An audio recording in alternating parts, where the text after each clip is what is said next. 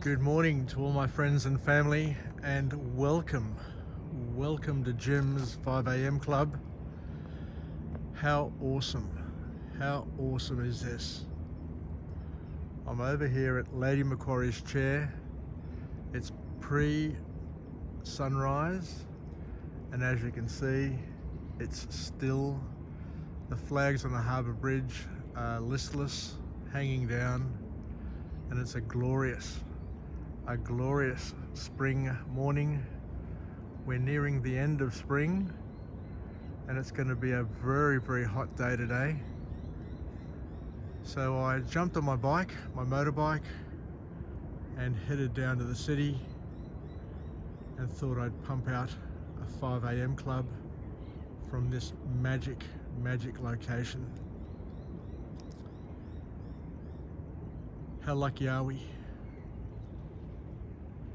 Anyway, let's go on a bit of a walk and talk. You can probably see the sky pinking up over there.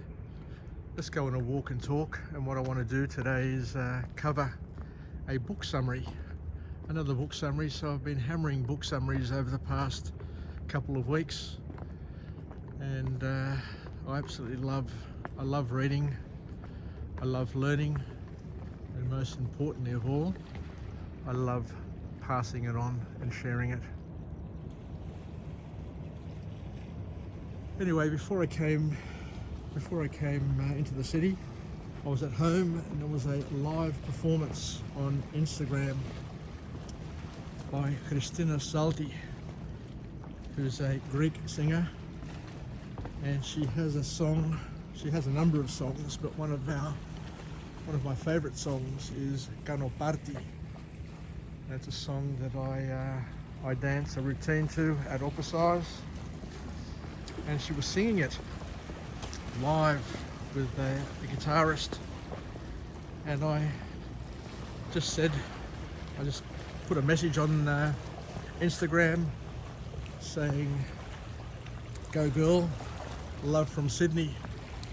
And when she finished the song, she was just looking at her phone there, and she acknowledged me and said, "Thank you, James from Sydney." And then she remembered how much she loved Sydney. She was touring here with Ilia Vreto earlier in the year, and she said, hi from Greece. And you never cease to forget how beautiful Sydney is. And on a day like today, a morning like today, which I'm able to share with you, it is one of those special occasions. Anyway, I'll keep an eye out for a sunrise, but let's go for a nice little walk and talk. I'm down here by the water. As you can hear, the water's just lapping up against the rocks. So peaceful, so beautiful. We've got Fort Denison out there.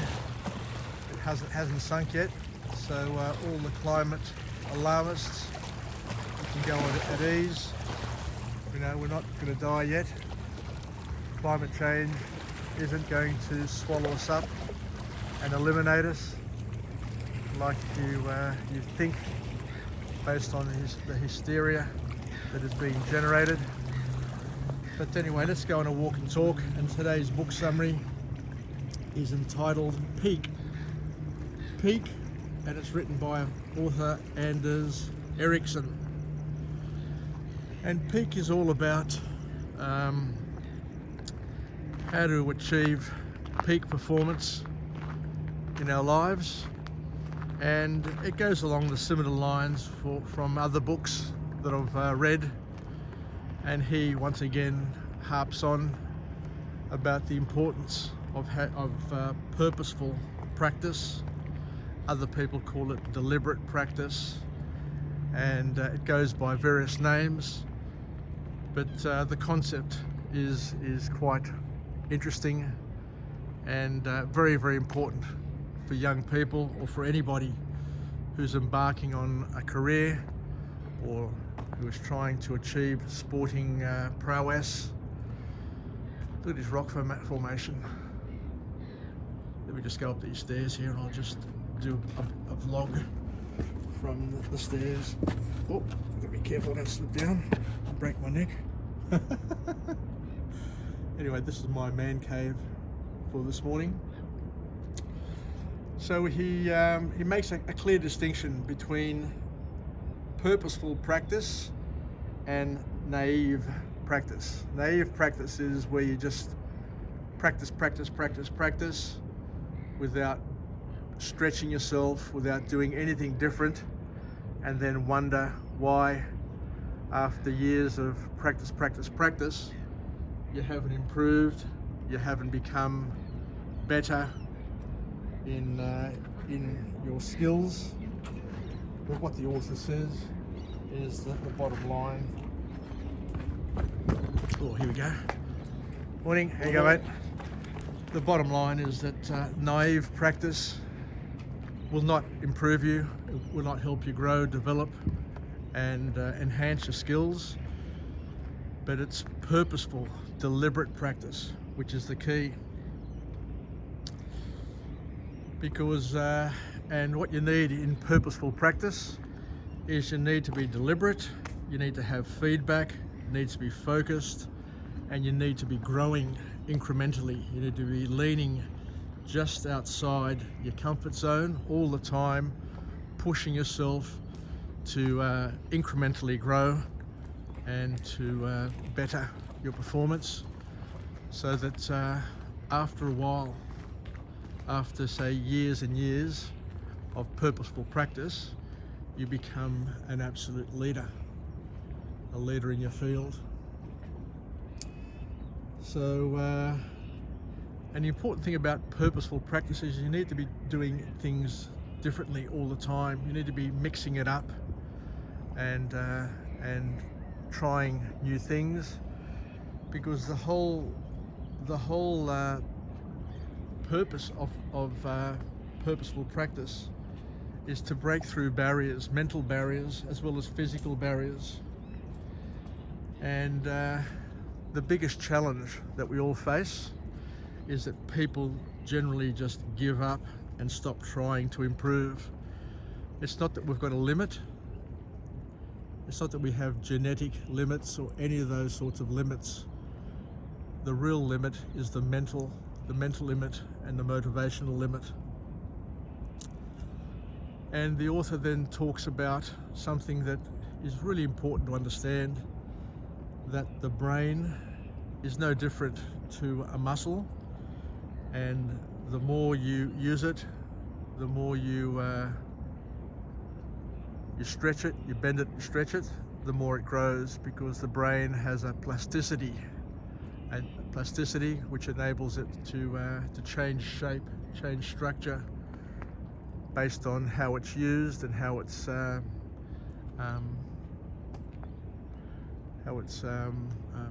I guess exploited.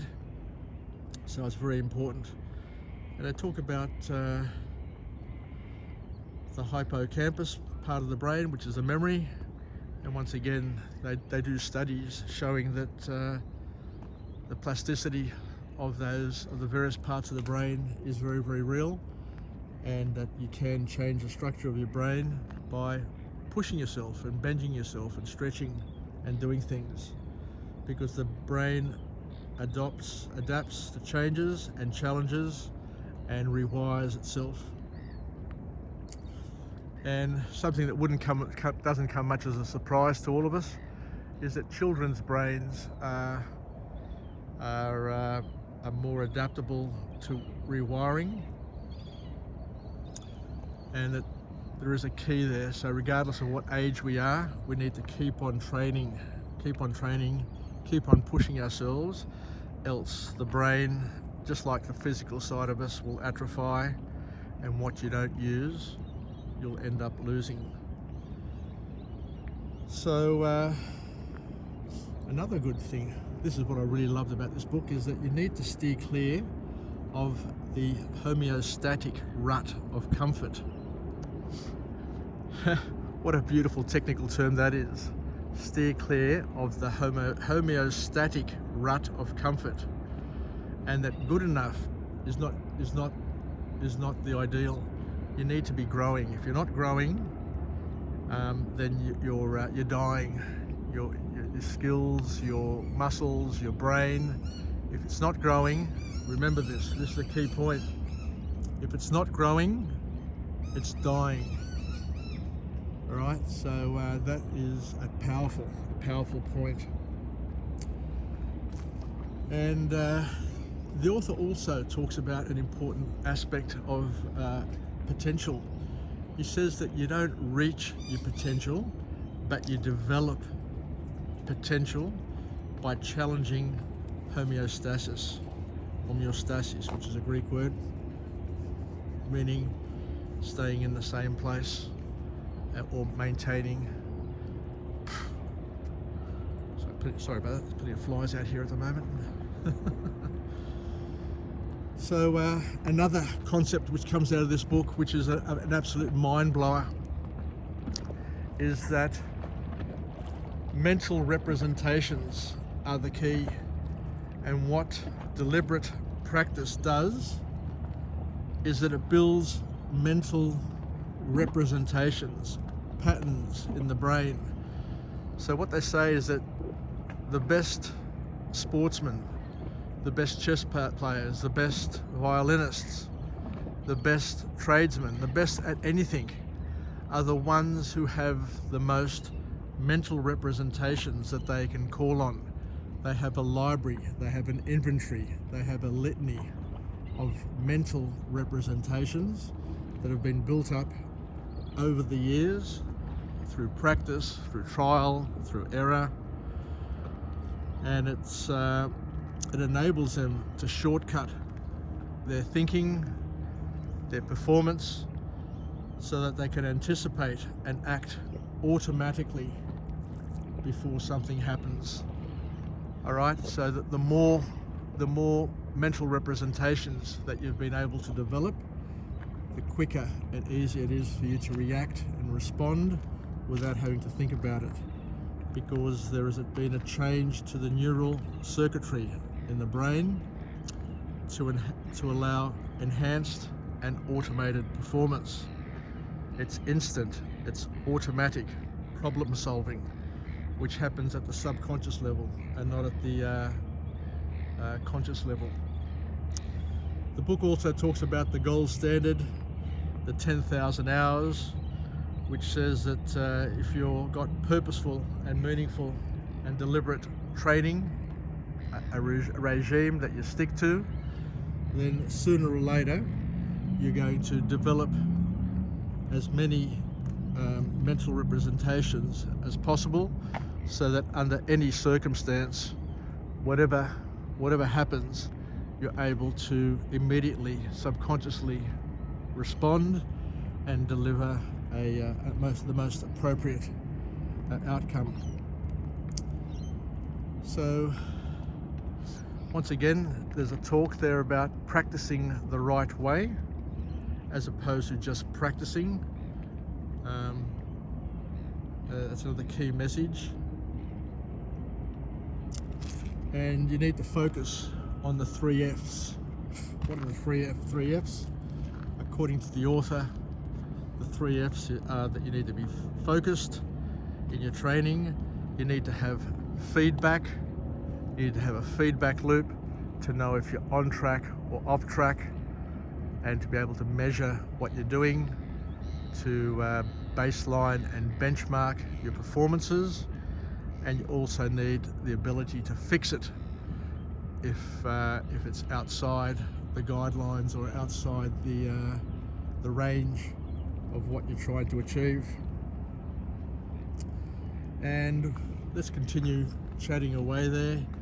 The author talks about it's important to be able to identify which skill is holding you back and do something about it, because in order to be the best and to be a leader in your field, you need to work on your strengths, which is important, but you also need to identify the weak links in your performance and work on those as well, so that you become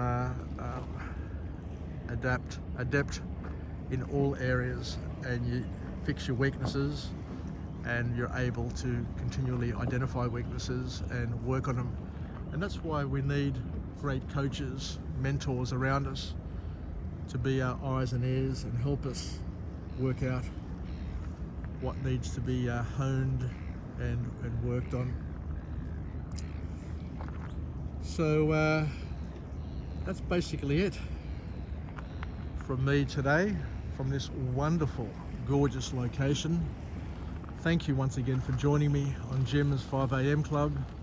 I absolutely look forward to getting up in the morning and sharing a few moments with my friends and family, and hopefully learning something new, passing on something new, where we can continue our growth and development. So let's finish off with a positive affirmation. I'm alive, I'm well, and I feel absolutely great. To my friends and family, stay connected, stay relevant, and most importantly, let's take some of this knowledge from this wonderful book summary that we've talked about this morning. Peak, the book Peak, and work hard, be deliberate in everything we do so that we can achieve mastery in the fields that we want to achieve mastery in, so that we can live, learn and pass it on and enjoy our lives as best we can, and to make the most of this day, because as we say time and time again, today is unique, today will never ever come back, and today's a day for us to enjoy, celebrate and glorify our Creator. So once again, thank you for joining me on this journey, and I look forward to coming to you again tomorrow at 5 a.m. from another location with another message of empowerment, and look forward to going on a walk and talk, a volta, on another topic from another beautiful aspect of this glorious city of Sydney.